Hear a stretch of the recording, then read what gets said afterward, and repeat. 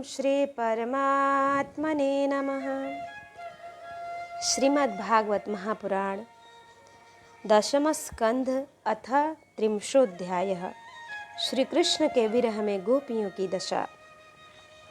श्री सुखदेव जी महाराज कहते हैं, अंतर्हिते भगवती सहसैव ब्रजांगना अतप्यंस्तमचक्षाणा करिण्य इव यूथपम। परीक्षित, भगवान सहसा अंतर्ध्यान हो गए। उन्हें न देखकर ब्रज युवतियों की वैसी ही दशा हो गई जैसे यूथपति गजराज के बिना हथिनियों की होती है। उनका हृदय विरह की ज्वाला से जलने लगा। भगवान श्री कृष्ण की मदोन्मत्त गजराज की सी चाल, प्रेम भरी मुस्कान, विलास भरी चितवन, मनोरम प्रेमालाप, भिन्न भिन्न प्रकार की लीलाओं तथा श्रृंगार रस की भाव भंगियों ने उनके चित्त को चुरा लिया था। वे प्रेम की मत वाली गोपियाँ श्री कृष्णमय हो गईं और फिर श्री कृष्ण की विभिन्न चेष्टाओं का अनुकरण करने लगीं। अपने प्रियतम श्री कृष्ण की चाल ढाल, हास विलास और चितवन बोलन आदि में श्री कृष्ण की प्यारी गोपियाँ उनके समान ही बन गईं। उनके शरीर में भी वही गति मति, वही भाव भंगी उतर आई। वे अपने को सर्वथा भूल कर श्री कृष्ण स्वरूप ही हो गईं और उन्हीं के लीला विलास का अनुकरण करती हुई मैं कृष्ण ही हूँ, इस प्रकार कहने लगीं। वे सब परस्पर मिलकर ऊंचे स्वर से उन्हीं के गुणों का गान करने लगीं और मतवाली होकर एक वन से दूसरे वन में, एक झाड़ी से दूसरी झाड़ी में जा जाकर श्री कृष्ण को ढूंढने लगीं। परीक्षित, भगवान श्री कृष्ण कहीं दूर थोड़े ही गए थे। वे तो समस्त जड़ चेतन पदार्थों में तथा उनके बाहर भी आकाश के समान एक रस स्थित ही है। वे वहीं थे, उन्हीं में थे, परंतु उन्हें न देखकर गोपियां वनस्पतियों से, पेड़ पौधों से उनका पता पूछने लगी। दृष्टो वा कश्चिदस्वत्थ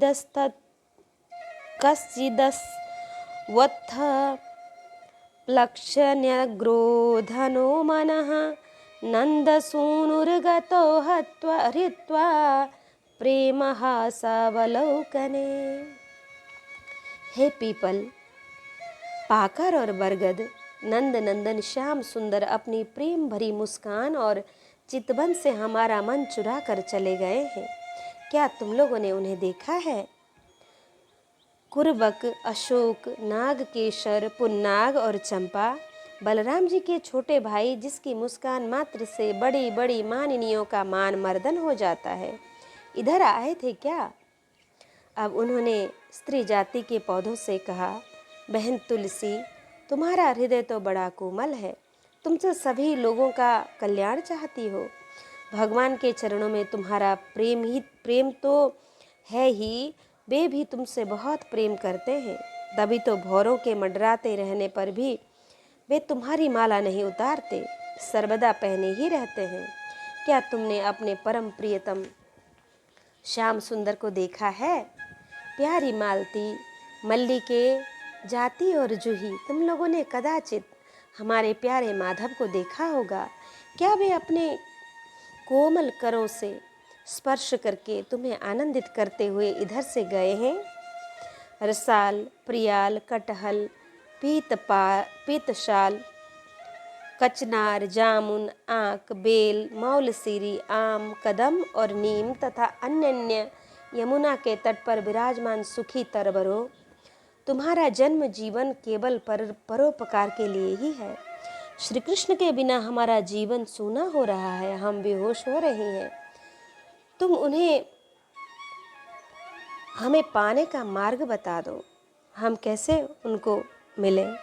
भगवान की प्रेयसी पृथ्वी देवी, तुमने ऐसी कौन सी तपस्या की है कि श्री कृष्ण के चरण कमलों का स्पर्श प्राप्त करके तुम आनंद से भर रही हो और तृणलता आदि के रूप में अपना रोमांच प्रकट कर रही हो। तुम्हारा यह उल्लास विलास श्री कृष्ण के चरण स्पर्श के कारण है। अथवा वामन अवतार में विश्व रूप धारण करके उन्होंने तुम्हें जो नापा था उसके कारण है। कहीं उनसे भी पहले बराह भगवान के अंग संग के कारण तो तुम्हारी यह दशा नहीं हो रही है। अरे सखी हरिणियों, हमारे श्याम सुंदर के अंग संग से सुषमा सौंदर्य की धारा बहती रहती है। वे कहीं अपनी प्राण प्रिया के साथ तुम्हारे नयनों को परमानंद का दान करते हुए इधर से ही तो नहीं गए हैं। देखो देखो, यहाँ कुलपति श्री कृष्ण कुंद कली की माला की मनोहर गंध आ रही है, जो उनकी परम प्रेयसी के अंग अंग संग से लगे हुए कुछ कुमकुम से अनुरंजित रहती है।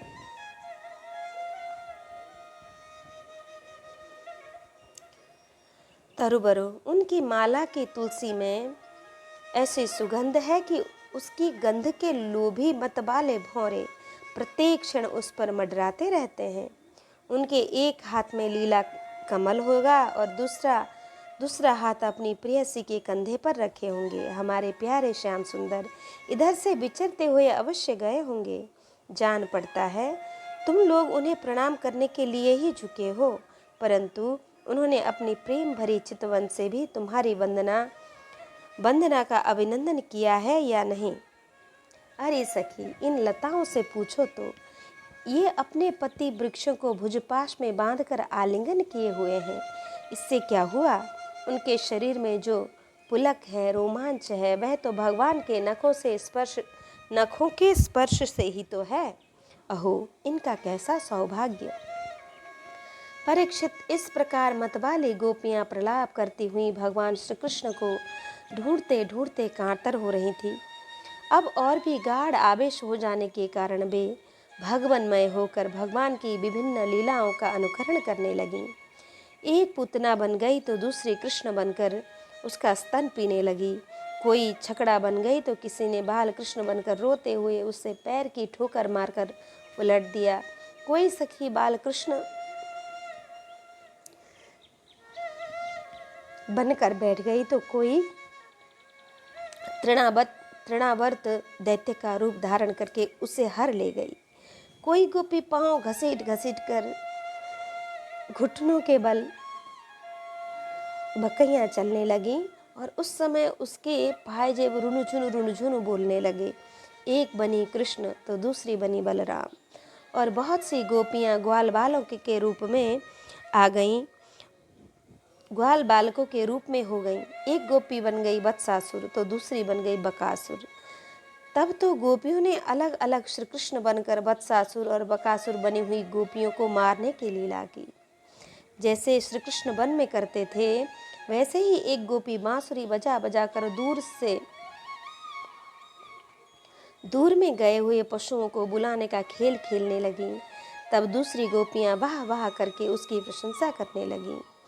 एक गोपी अपने को श्री कृष्ण समझकर दूसरी सखी के गले में बाँह डालकर चलती और गोपियों से कहने लगी, मित्रों, मैं श्री कृष्ण हूँ, तुम लोग मेरी यह मनोहर चाल देखो। कोई गोपी श्री कृष्ण बनकर कहती, अरे ब्रजवासियों, तुम आधी पानी से मत डरो, मैंने उससे बचने का उपाय निकाल लिया है। ऐसा कहकर गोवर्धन धारण अनुकरण करती हुई वह अपनी ओढ़नी उठाकर ऊपर तान लेती। परीक्षित, एक गोपी बनी काली नाग तो दूसरी श्री कृष्ण बनकर उसके सिर पर पैर रखकर चढ़ी चढ़ी बोलने लगी, रे दुष्ट सांप, तू यहाँ से चला जा।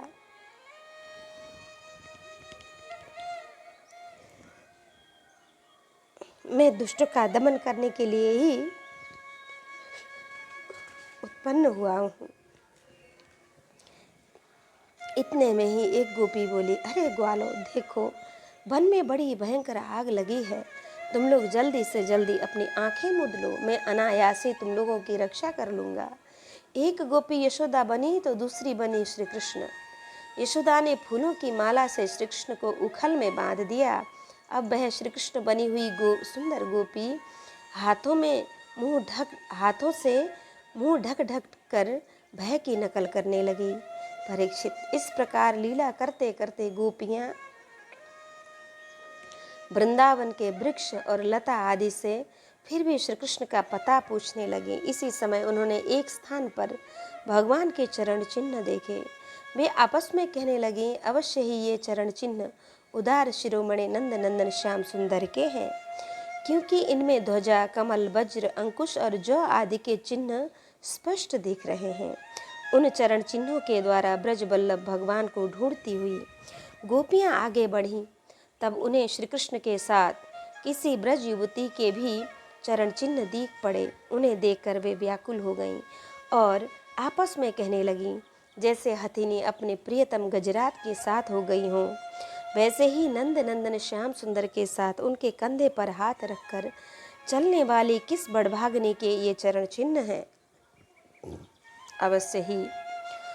अवश्य ही सर्वशक्तिमान भगवान श्री कृष्ण की यह आराधिका होंगी।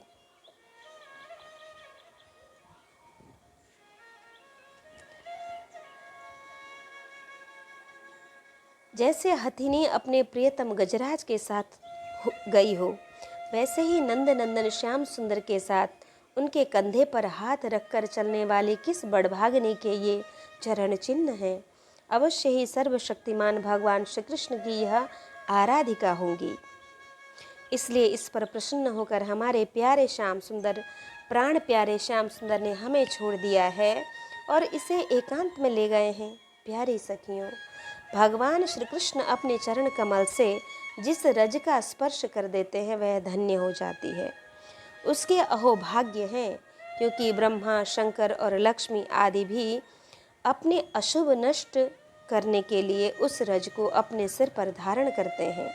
अरे सखी, चाहे कुछ भी हो, यह जो सखी हमारे सर्वस्व श्री कृष्ण को एकांत में ले जाकर अकेले ही उनकी अधर सुधा का रस पी रही है, इस गोपी के उभरे हुए चरण चिन्ह तो हमारे हृदय में बड़ा ही क्षोभ उत्पन्न कर रहे हैं। यहाँ उस गोपी के पैर नहीं दिखाई देते।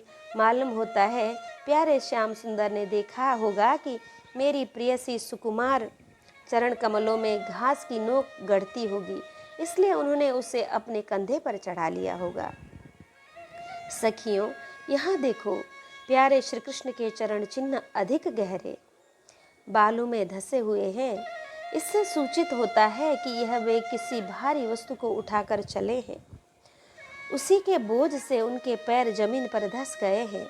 हो न हो यहाँ उस कामी ने अपनी प्रियतमा को अवश्य कंधे पर चढ़ाया होगा।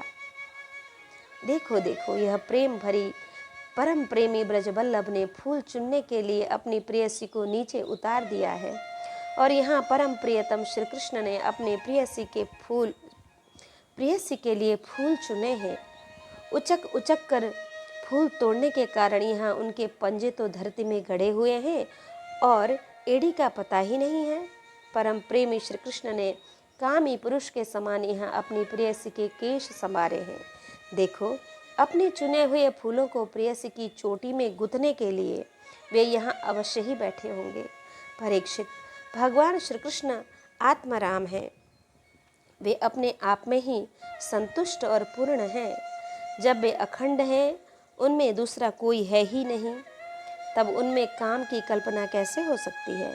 फिर भी उन्होंने कामियों की दीनता, स्त्री परवशता और स्त्रियों की कुटिलता दिखलाते हुए वहाँ उस गोपी के साथ एकांत में क्रीड़ा की थी, एक खेल रचा था। इस प्रकार गोपियाँ मतवाली सी होकर अपनी सुध बुध खोकर एक दूसरे को भगवान श्री कृष्ण के चरण चिन्ह दिखलाती हुई वन वन में भटक रही थी।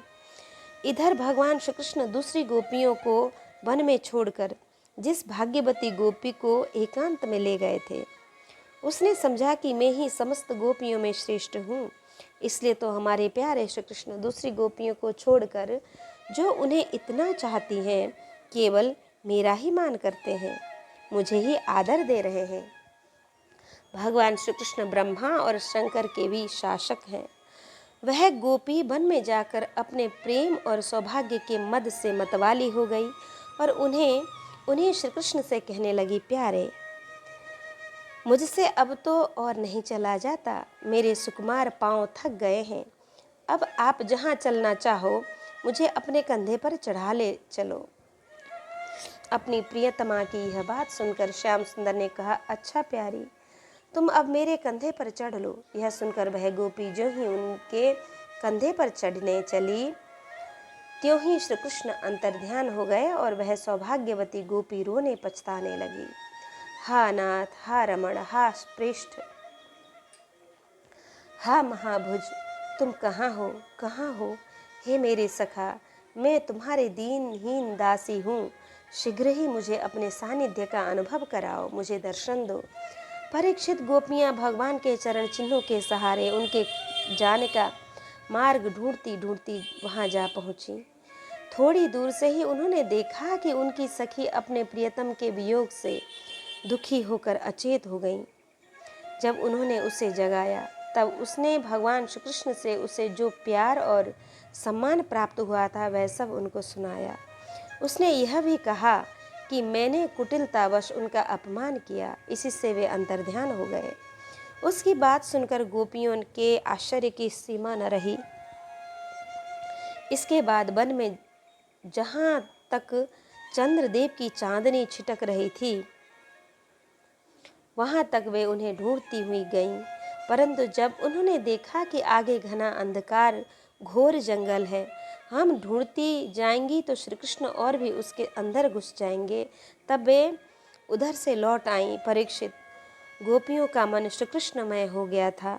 उनकी वाणी से कृष्ण चर्चा के अतिरिक्त और कोई बात नहीं निकलती थी। उनके शरीर से केवल श्री कृष्ण के लिए और केवल भगवान श्री कृष्ण की चेष्टाएं हो रही थी। कहाँ तक कहूँ, उनका रोम रोम, उनकी आत्मा श्री कृष्णमय हो रही थी। वे केवल उनके गुणों और लीलाओं का ही गान कर रही थी और उनमें इतनी तन्मय हो रही थी कि उन्हें अपने शरीर की भी सुध न रही। फिर घर की याद कौन करता? गोपियों का रोम रोम इस बात की प्रतीक्षा और आकांक्षा कर रहा था कि जल्द से जल्द श्री कृष्ण आए। श्री कृष्ण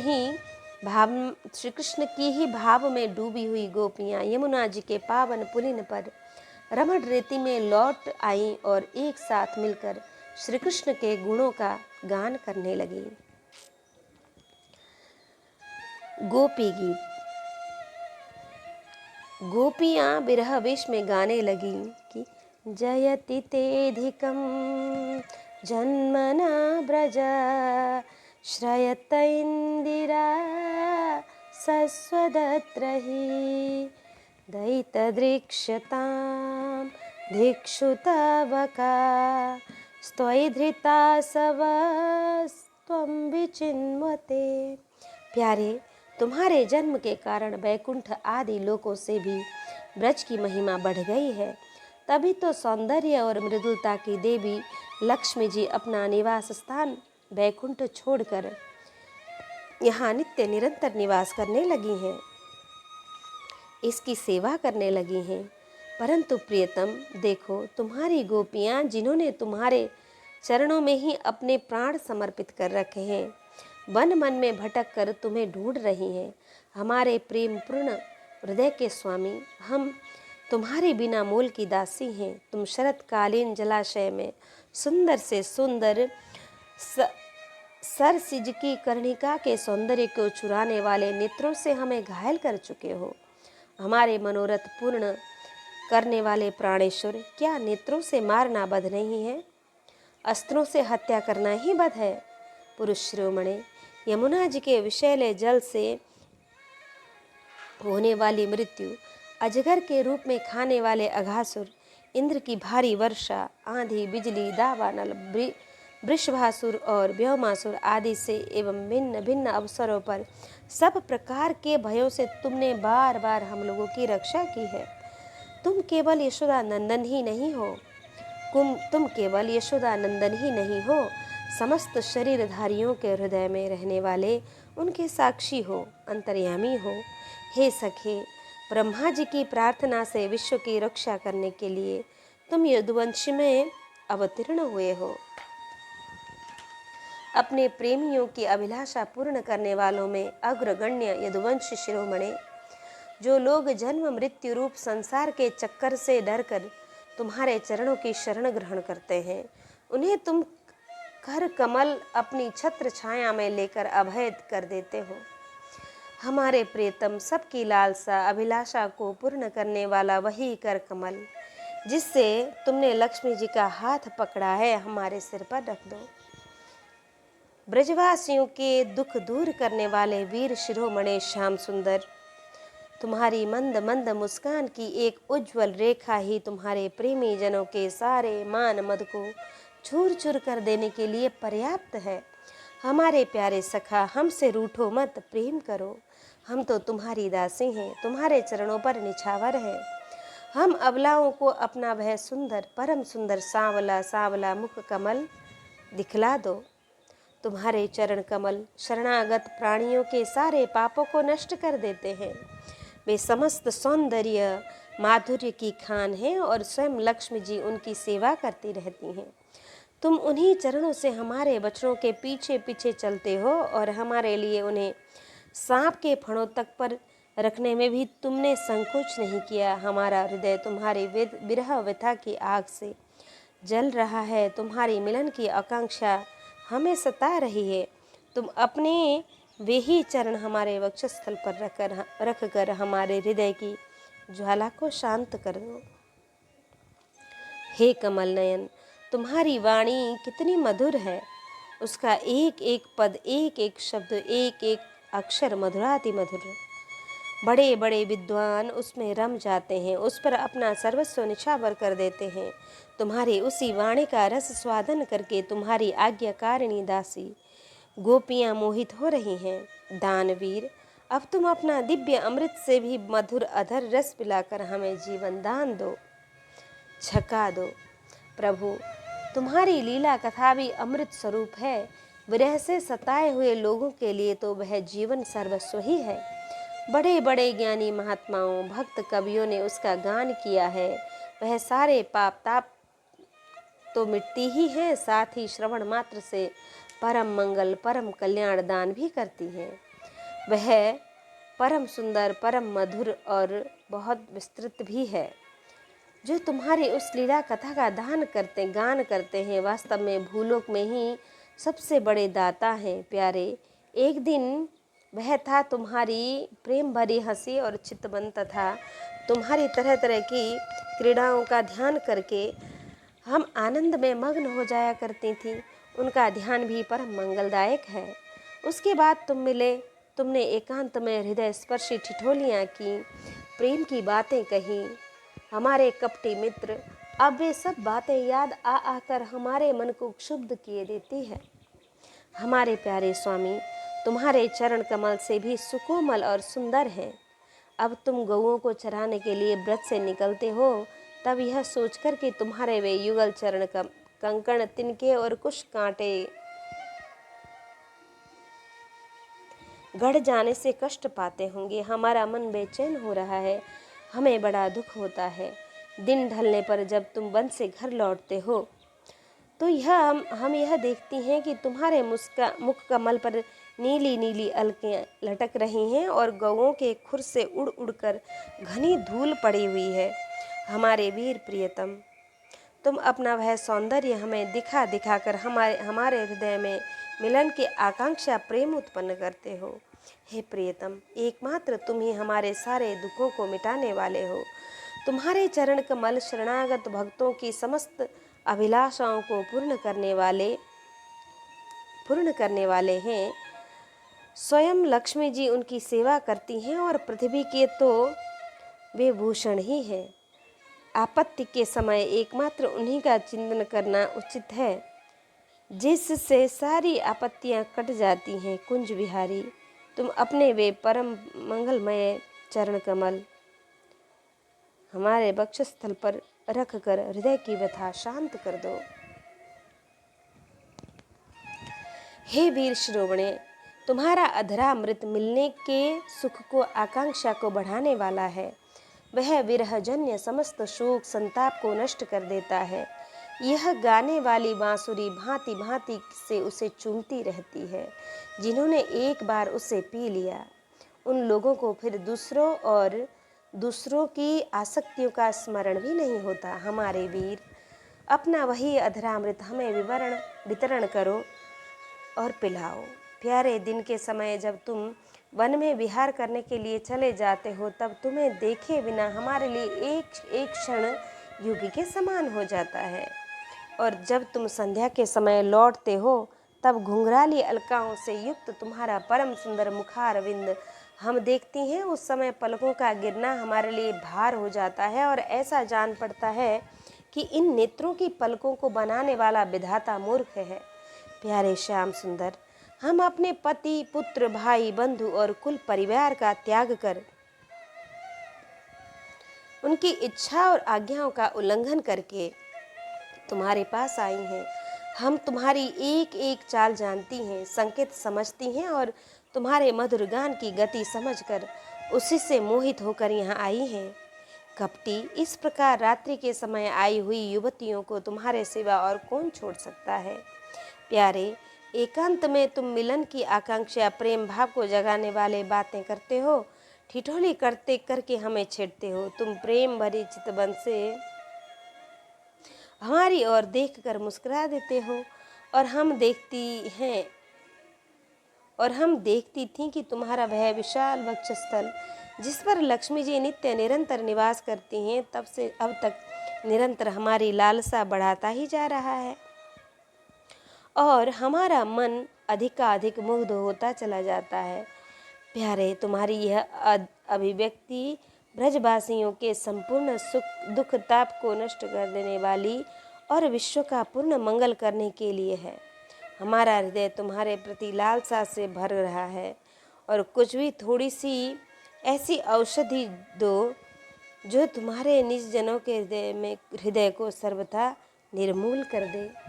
तुम्हारे चरण कमल से भी सुकुमार है, तुम्हारे चरण कमल से भी सुकुमार है। हमें उन्हें अपने कठोर स्तनों पर भी डरते डरते बहुत धीरे धीरे रखती हैं कि कहीं उन्हें चोट न लग जाए। नहीं, उन्हीं चरणों से तुम रात्रि के समय घोर जंगल में छिपे छिपे भटक रहे हो। क्या कंकड़ पत्थर आदि की चोट लगने से उन्हें पीड़ा तो नहीं होती? हमें तो उसकी संभावना मात्र से ही चक्कर आ रहा है। हम अचेत होती जा रही हैं। हे श्री कृष्ण श्याम सुंदर, हे प्राणनाथ, हमारा जीवन तुम्हारे लिए है, तुम हमारे लिए जी रहे हो, हम तुम्हारे लिए हैं।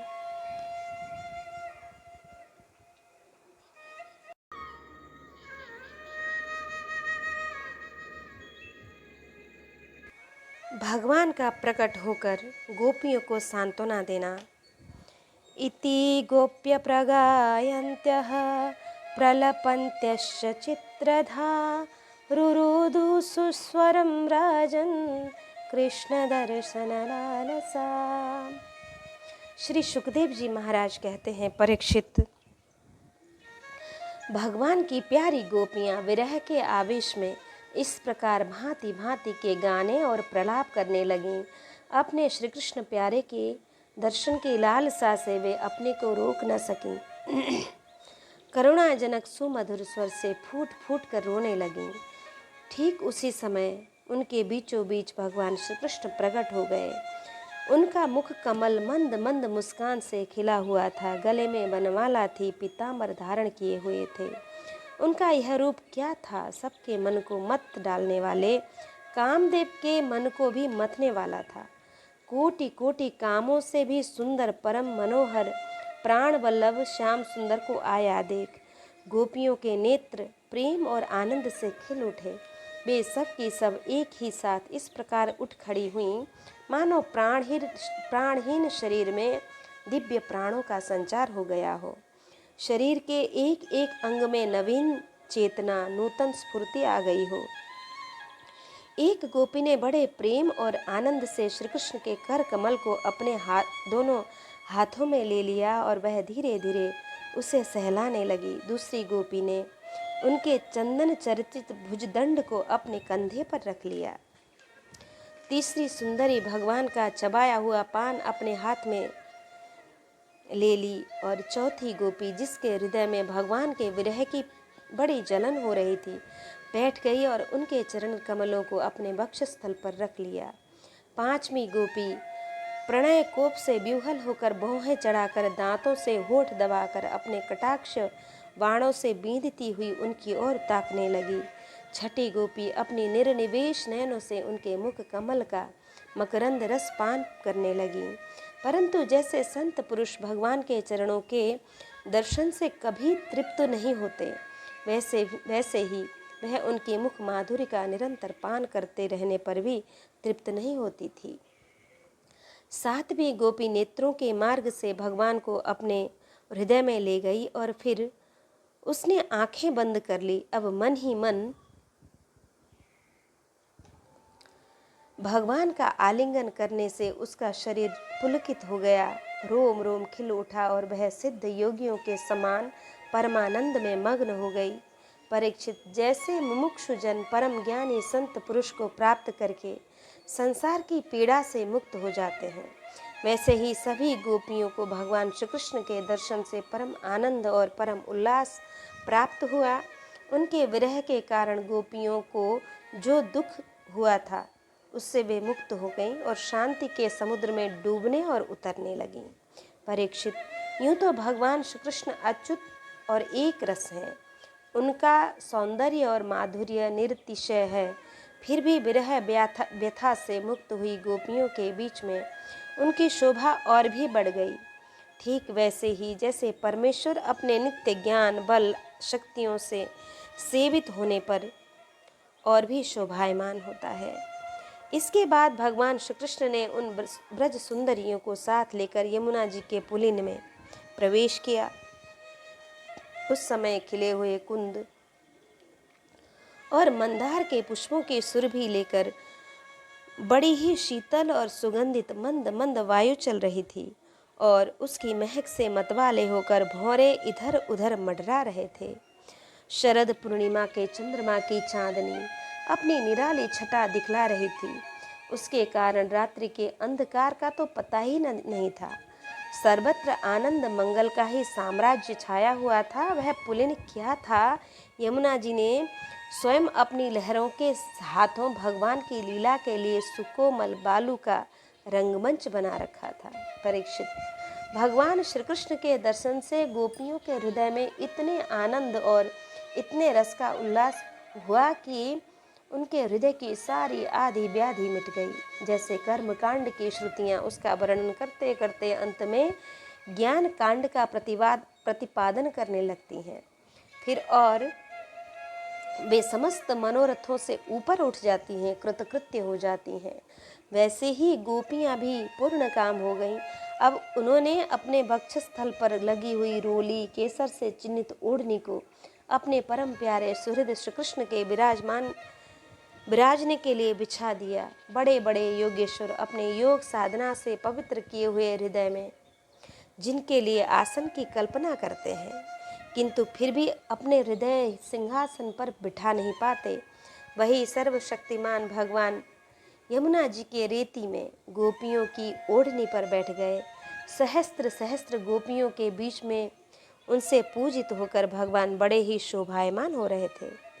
परीक्षित, तीनों लोकों में तीनों कालों में जितना भी सौंदर्य प्रकाशित होता है वह सब तो भगवान के बिंदु मात्र सौंदर्य का आभास भर है। वे उसके एकमात्र आश्रय भगवान श्री कृष्ण अपने इस अलौकिक सौंदर्य के द्वारा उनके प्रेम और आकांक्षा को और भी उभार रहे थे। गोपियों ने अपनी मंद मंद मुस्कान, विलासपूर्ण चितवन और तिरछी भौहों से उनका सम्मान किया। किसी ने उनके चरण कमलों को अपनी गोद में रखा तो किसी ने उनके चरण कमलों को कर कमल में। वे उनके संस्पर्श का आनंद लेती हुई कभी कभी कह उठती, कितना सुंदर, कितना सुकुमार है, कितना मधुर है। उसके बाद श्री कृष्ण के छिप जाने से मन ही मन तनिक रूठ कर उनके मुंह से ही उनका दोष स्वीकार कराने के लिए वे कहने लगीं कि नटनागर भजन्ते का एक एतद् विपर्ययम् नोभयाश्च भयत्तेक यतन्नो ब्रूहि साधुभो भजतो नु भजन्तेक एक एतद्विपर्ययं नोभयांश्च भजन्ते क एतन्नो बृहसाधुः। नटनागर। कुछ लोग तो ऐसे होते हैं जो प्रेम करने वालों से ही प्रेम करते हैं, और कुछ लोग प्रेम न करने वालों से भी प्रेम करते हैं, परंतु कोई कोई दोनों से ही प्रेम करते हैं। प्यारे, इन तीनों में तुम्हें कौन सा अच्छा लगता है?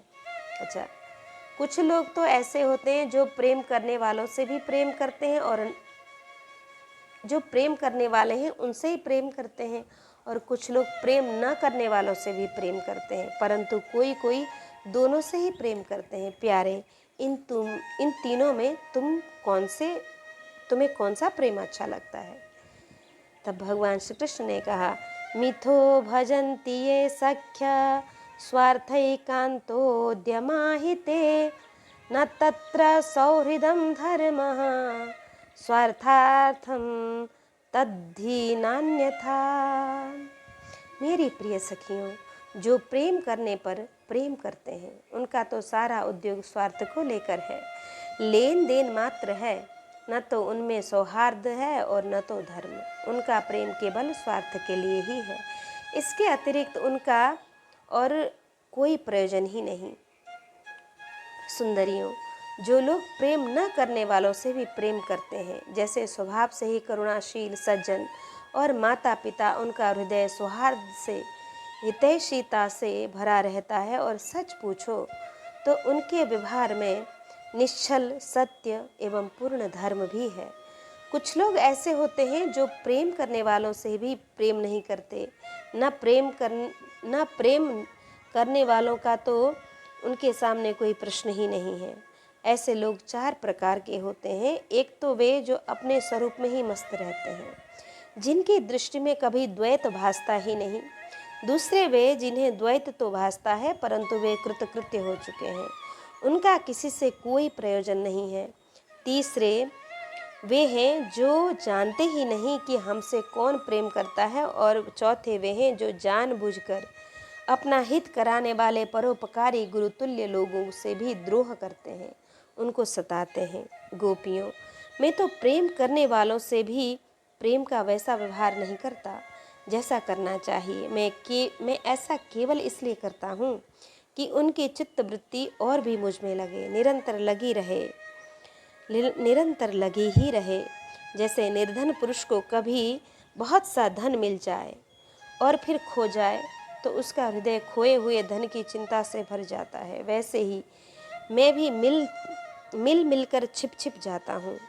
गोपियों, इसमें संदेह नहीं कि तुम लोगों ने मेरे लिए लोक मर्यादा, वेद मार्ग और अपने सगे संबंधियों को भी छोड़ दिया है। ऐसी स्थिति में तुम्हारी मनोवृत्ति और कहीं नहीं जाए, अपने सौंदर्य और सुहाग की चिंता न करने लगे, मुझ में ही लगी रहे। इसलिए परोक्ष रूप से तुम लोगों से प्रेम करता हुआ ही मैं छिप गया था। इसलिए तुम लोग मेरे प्रेम में दोष मत निकालो। तुम सब मेरी प्यारी हो और मैं तुम्हारा प्यारा। मेरी प्यारी गोपियों, तुमने मेरे लिए घर गृहस्थी उन बेड़ियों को तोड़ डाला है जिन्हें बड़े बड़े योगी यति भी नहीं तोड़ पाते। मुझसे तुम्हारा यह मिलन, यह आत्मिक संयोग सर्वथा निर्मल और सर्वथा निर्दोष है। यदि मैं अमर शरीर से, अमर जीवन से अनंत काल तक तुम्हारे प्रेम, सेवा और त्याग का बदला चुकाना चाहूँ तो भी नहीं चुका सकता। मैं जन्म जन्म के लिए तुम्हारा ऋणी हूँ। तुम अपने सौम्य स्वभाव से, प्रेम से मुझे उऋण कर सकती हो, परंतु मैं तो तुम्हारा ऋणी ही हूँ। महाराज श्री सुखदेव जी महाराज कहते हैं, इत्थं भगवतो गोप्या श्रुत्वा वाच सुपेशला जहुर्विरहजं तापं तदंगोपचिताशिषः। राजन, गोपियाँ भगवान की इस प्रकार प्रेम भरी सुमधुर वाणी सुनकर जो कुछ विरह जन्य तथा ताप शेष था उससे भी मुक्त हो गईं, और सौंदर्य माधुर्य निधि प्राण प्यारे के अंग संग से सफल मनोरथ हो गईं, और भगवान श्री कृष्ण की प्रेयसी और सेविका गोपियाँ एक दूसरे के बाह में बाहें डाले खड़ी थीं। उन स्त्री रत्नों के साथ यमुना जी के पुलिन पर भगवान ने अपनी रसमयी क्रीड़ा का आरंभ किया। संपूर्ण योगों के स्वामी भगवान श्री कृष्ण दो दो गोपियों के बीच में प्रकट हो गए और उनके गले में अपना हाथ डालकर इस प्रकार एक गोपी और एक श्री कृष्ण, यही क्रम था। सभी गोपियां ऐसा अनुभव करती थीं कि हमारे प्यारे तो हमारे ही पास हैं। इस प्रकार सहस्त्र सहस्त्र गोपियों से शोभायमान भगवान श्री कृष्ण दिव्य रासोत्सव प्रारंभ हुआ। भगवान श्री कृष्ण का दिव्य रासोत्सव प्रारंभ हुआ। उस समय आकाश में शत शत विमानों की भीड़ लग गई। सभी देवता अपनी अपनी पत्नियों के साथ आ पहुँचे। रासोत्सव दर्शन की लालसा से, उत्सुकता से उनका मन उनके वश में नहीं रहा।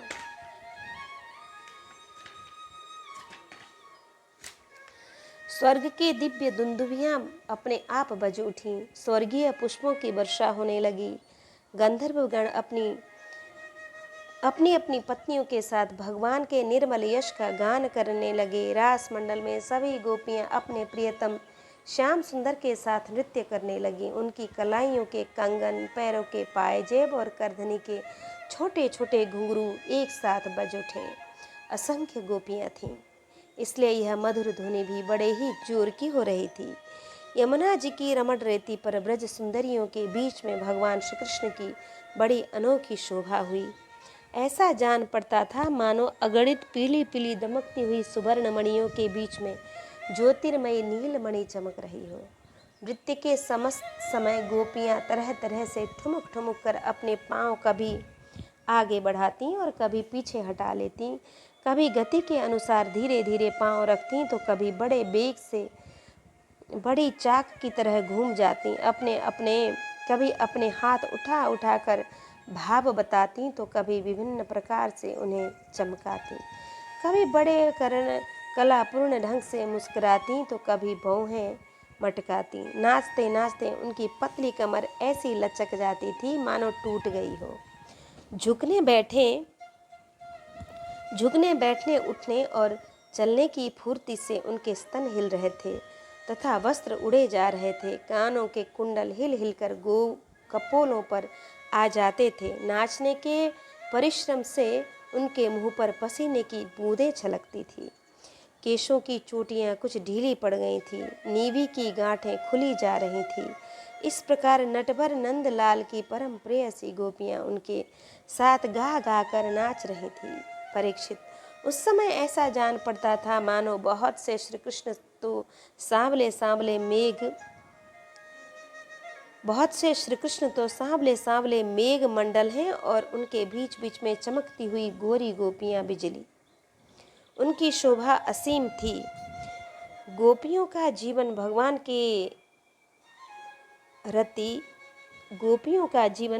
की रति है, प्रेम है। वे श्री कृष्ण से सटकर नाचते नाचते उसे ऊंचे स्वर में मधुर गान करने लगी और श्री कृष्ण संस्पर्श पा पाकर और भी आनंद मग्न हो रही थी। उनके राग रागिनियों से पूर्ण गान से यह सारा जगत अब भी गूंज रहा है। कोई गोपी भगवान के साथ उनके स्वर मिलाकर गा रही थी। वह श्री कृष्ण के स्वर की अपेक्षा और भी ऊंचे स्वर से राग अलापने लगी। उसके विलक्षण और उत्तम स्वर को सुनकर वे बहुत ही प्रसन्न हुए और वाह वाह करके उसकी भूरी भूरी प्रशंसा करने लगे। उसी राग को एक दूसरी सखी ने ध्रुपद में गाया, उसका भी भगवान ने बहुत सम्मान किया। एक गोपी नृत्य करते करते थक गई। उसकी कलाइयों से, कंगन और चोटियों से बेला के फूल खिसकने लगे। तब उसने अपने बगल में ही खड़े मुरली मनोहर श्याम सुंदर के कंधे को अपनी बाह से कसकर पकड़ लिया। भगवान श्री कृष्ण ने अपना एक हाथ दूसरी गोपी के कंधे पर रख रखा था। वह स्वभाव से तो कमल के समान सुगंध से युक्त था ही, उस पर बड़ा सुगंधित चंदन का लेप भी था। उसकी सुगंध से वह गोपी पुलकित हो गई, उसका रोम रोम खिल उठा। उसने झट से उसे चूम लिया। एक गोपी नृत्य कर रही थी। नाचने के कारण उसके कुंडल हिल रहे थे, उसके छटा से उसके कपोल और भी चमक रहे थे। उसने अपने कपोलों को भगवान श्री कृष्ण के कपोलों से सटा दिया और भगवान ने उसके मुंह में अपना चबाया हुआ पान दे दिया। कोई गोपी नूपुर और करधनी के घुंघरू को झनकारती हुई नाच और गा रही थी। जब वह बहुत थक गई तब उसने अपने बगल में ही खड़े श्याम सुंदर को शीतल कर कमलों को अपने दोनों स्तनों पर रख दिया।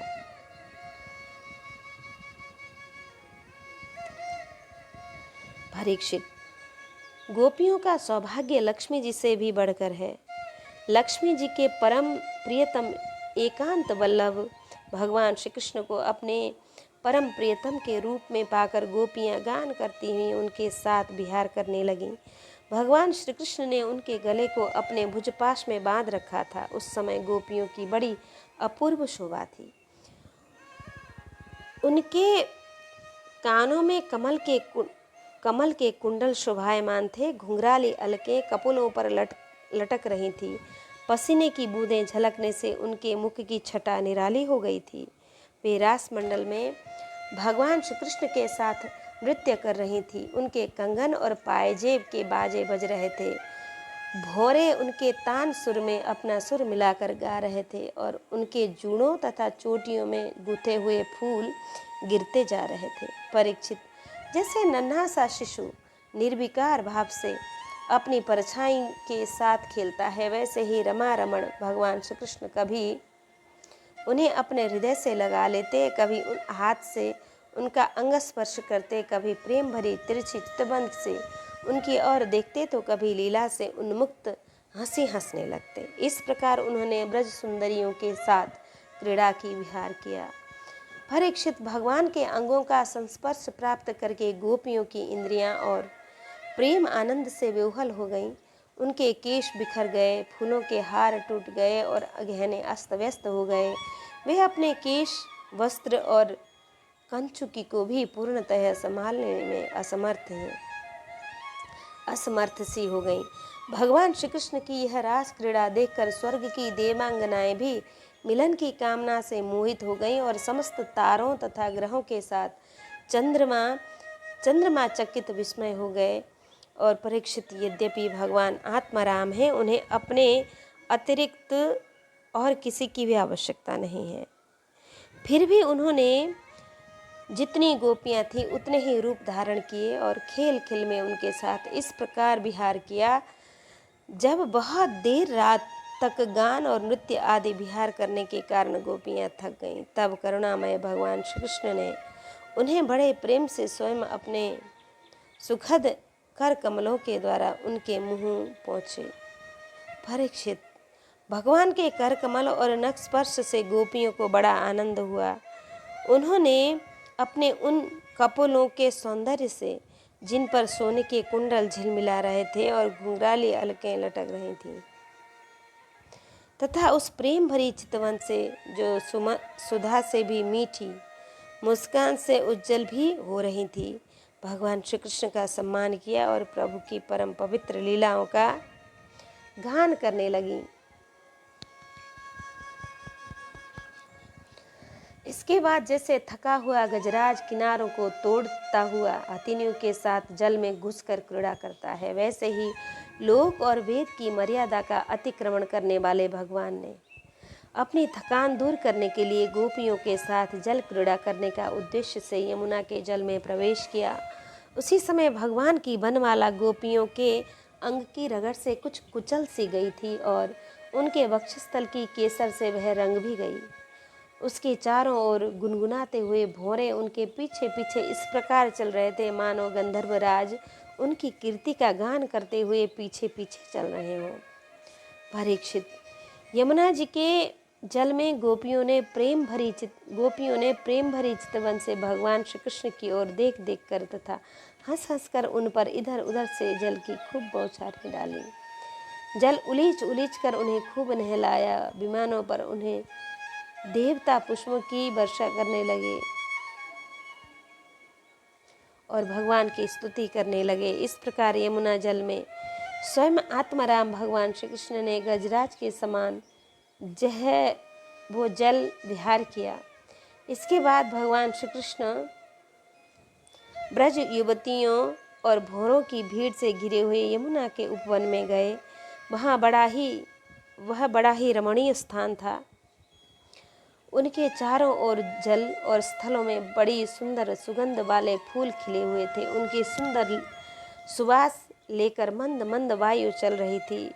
उनमें भगवान इस प्रकार विचरने लगे जैसे मदमत्त गजरात हथिनियों के झुंड में जाकर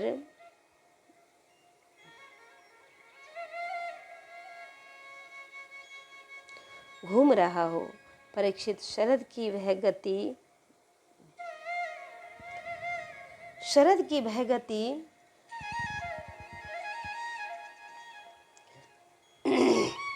शरद रात्रि की वह गति जिसके रूप में अनेक रात्रियां पुंजीभूत हो गई थी, बहुत ही सुंदर थी।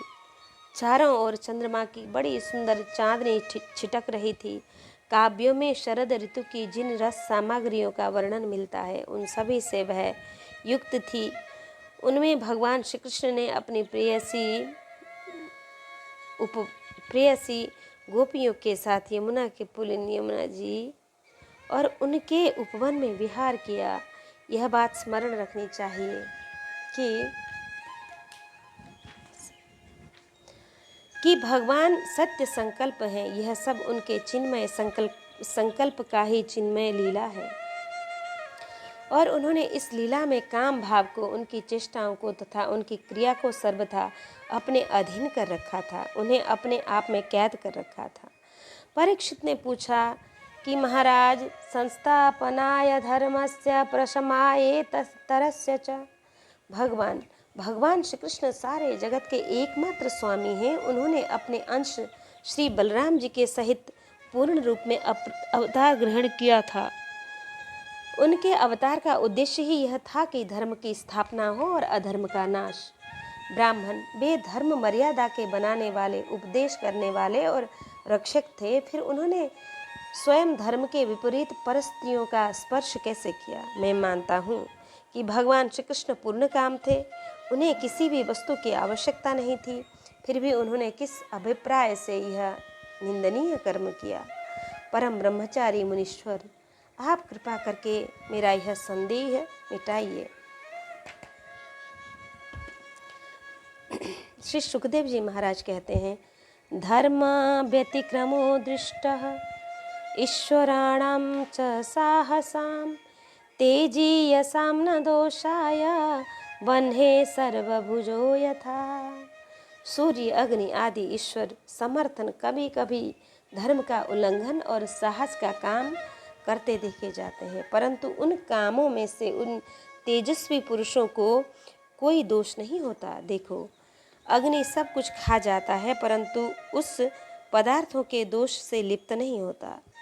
जिन लोगों में ऐसी सामर्थ्य नहीं है कि उन्हें मन से भी वैसे ही बात कभी नहीं सोचनी चाहिए। शरीर से करना तो दूर रहा, यदि मूर्खतावश कोई ऐसा काम कर बैठे तो उसका नाश हो जाता है। भगवान शंकर ने हलाहल विष पी लिया था, दूसरा कोई पिए तो वह जलकर भस्म हो जाएगा। इसलिए इस प्रकार के जो शंकर आदि ईश्वर हैं, अपने अधिकार के अनुसार उनके वचन को ही सत्य मानना और उसी के अनुसार आचरण करना चाहिए। उनके आचरण का अनुकरण तो कहीं कहीं किया जाता है, इसलिए बुद्धिमान पुरुष को चाहिए कि उनका जो आचरण उनके उपदेश अनुकूल हो, उसी को जीवन में उतारे। परीक्षित, वे सामर्थ्यवान पुरुष अहंकारहीन होते हैं। शुभ कर्म करने में उनका कोई सांसारिक स्वार्थ नहीं होता और अशुभ करने में अनर्थ नुकसान नहीं होता। वे स्वार्थ और अनर्थ से ऊपर उठते हैं। जब उन्हीं के संबंध में ऐसी बात है, तब जो पशु पक्षी मनुष्य देव आदि समस्त चराचर जीवों के एकमात्र प्रभु सर्वेश्वर भगवान हैं, उनके साथ मानवीय शुभ और अशुभ का संबंध कैसे जोड़ा जा सकता है? जिनके चरण कमलों के रज का सेवन करके भक्तजन तृप्त हो जाते हैं, उनके साथ योग प्राप्त करके उनके प्रभाव से योगी जन अपने सारे कर्म बंधन काट डालते हैं और विचारशील ज्ञानी जन जिनके तत्व का विचार करके तत्व स्वरूप हो जाते हैं तथा समस्त कर्म बंधनों से मुक्त होकर स्वच्छंद विचरते हैं, वे ही भगवान अपने भक्तों की इच्छा से अपना चिन्मय श्री विग्रह प्रकट करते हैं। तब भला उनमें कर्म बंधन की कल्पना ही कैसे हो सकती है। गोपियों के उनके पतियों के और संपूर्ण शरीर धारियों के अंतःकरणों में जो आत्म रूप से विराजमान हैं, जो सबके स्वामी, सबसे साक्षी और हम परम पति हैं, वही तो अपना दिव्य चिन्मय श्री विग्रह को प्रकट करके यह लीला कर देते हैं और यह लीला कर रहे हैं। भगवान जीवों पर कृपा करने के लिए ही अपने को मनुष्य रूप में प्रकट करते हैं और ऐसी लीलाएं करते हैं जिन्हें सुनकर जीव भगवत परायण हो जाए। ब्रजवासी गोपों ने भगवान श्री कृष्ण में तनिक भी दोष बुद्धि नहीं की। वे उनकी योग माया से मोहित होकर ऐसा समझ रहे थे कि हमारी पत्नियां हमारे पास ही हैं। ब्रह्मा की रात्रि के बराबर वह रात्रि बीत गई। ब्रह्म मुहूर्त आया। यद्यपि गोपियों की इच्छा अपने घर लौटने की नहीं थी, फिर भी भगवान श्री कृष्ण की आज्ञा पाकर वे अपने अपने घर चली गईं, क्योंकि वे अपने प्रत्येक चेष्टा के प्रत्येक संकल्प से केवल भगवान को ही प्राप्त करना चाहती थी।